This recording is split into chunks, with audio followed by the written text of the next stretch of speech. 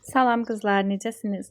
Bu gün kəndin bitməyən işlər silsiləsindən olan toyuqlarımın yerini süpürməyə getdim və dedim sizinlə də paylaşım. Toyuqlarımla uzun müddət idi ki, aram yaxşı deyildi. Çünki onlar mənə yumurta vermirdilər. Mən də onların yerlərini təmizləmirdim. Sonra dedim ki, yox canım, böyüklük səndə qalsın, dur təmizlə. Durdum, ilk öncə daşlar vardı orada. Onları səliqə ilə yığdım. Zibillərin böyüklərini yığdım. Sonra süpürdüm. Sonra isə qəşəngcənə belə suladım. Bu arada toyuğumun bir dənəsinin könlünə insaf düşdü. Ya bilmirəm, məndən gördü, təmizləyirəm, utandı. Getdi yumurtlamaq qərarına gəldi. Sonra isə qəşəngcənə oraları suladım, elədim, təmizlədim. İnanın ki, qızlar, axşamüstü heç elə bil ki, orada təmiz yerdən əsər əlamət yox idi. Tüklərini tökmüşdülər.